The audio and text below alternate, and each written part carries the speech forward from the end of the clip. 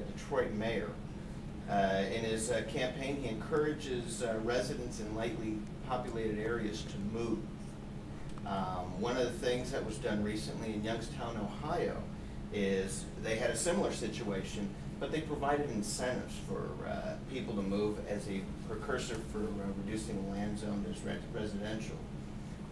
Is this a plan that can work? You know, what's your feelings on this type of plan? I think the plan has tremendous possibilities. It's obviously on the cutting edge of re-visioning urban settlement patterns. It can take what is now a dysfunctional, inefficient infrastructure scenario and consolidate it, compact it, make better use of land that is abandoned and desolate now, and redefine the city as a new kind of urban type.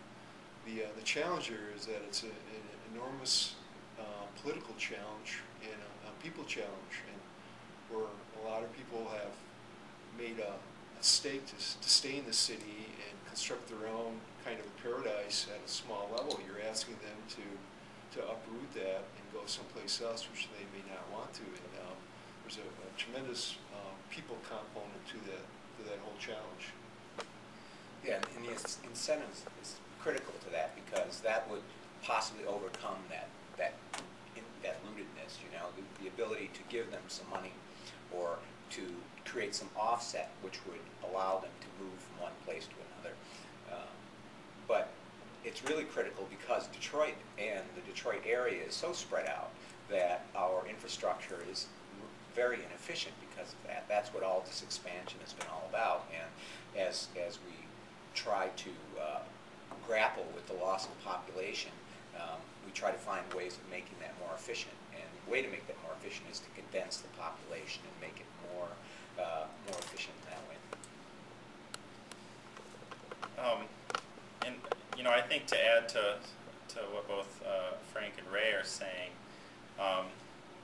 basically, you know, there's fear associated with with incentivizing people to move, because, you know, in the past, my understanding is that you know, a lot of people have sort of received the short end of the stick, and, you know, it's not always truly been an incentive for all. It's been an incentive for a few. And I think one of the opportunities that I'm seeing these days is sort of a grassroots level incentivization. So, for example, Mitch Cope, you know, moved to Detroit and is attracting his artist friends to a particular community, and is growing that community by creating sustainable energy that everybody can tap into, and creating artistic resources that everybody can use and has access to.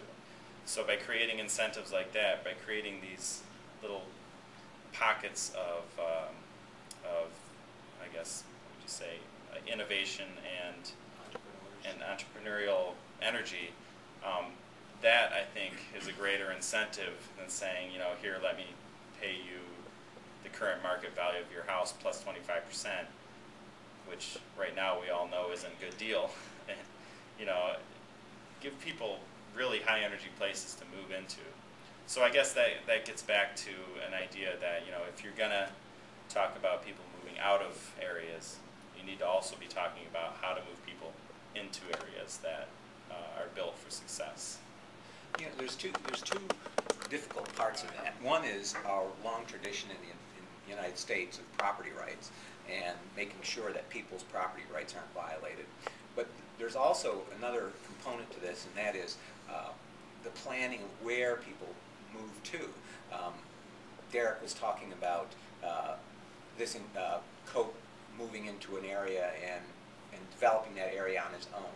That's not a planned process. It's something that he found a piece of property someplace and was able to develop and create kind of a little enclave of friends and people who developed that. But that isn't necessarily a good process for developing an efficient system, because it doesn't take into account where the density should be in relation to the services that we provide, the infrastructure that we provide. So I think that it's it's all connected, right? There's the planning of where infrastructure needs to be and where people currently live and how that all connects together in one cohesive system as opposed to doing it haphazardly.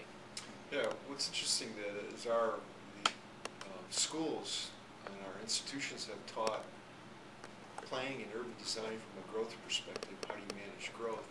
In fact, we're confronted now with just the opposite.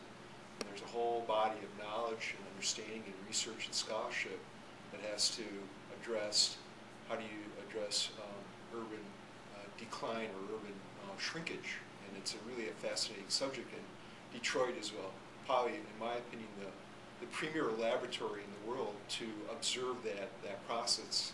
In 300 years, and it's the oldest city in the Midwest, older than New Orleans and Chicago. In 300 years, it's gone from a frontier settlement to a riverfront city to an industrial colossus that is the champion of middle-class life in this entire country to something new or on the verge of we don't quite know.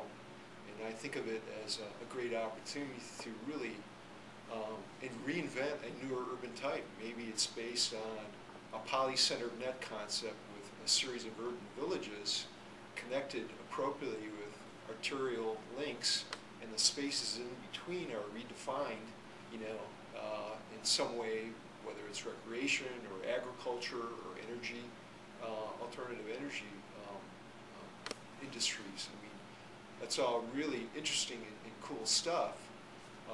We just need to get over our fears and our baggage and find ways to fund it on a variety of levels, not only from the top, but get an understanding at the grassroots level as well, and a buy-in from folks.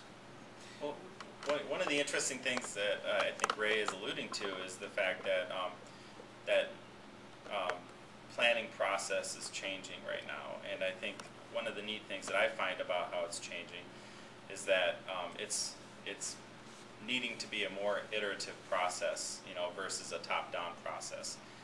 Before it's the planning department decides that they're going to do a master plan, and they tell residents, here's how it's going to be. This road's going to be bigger.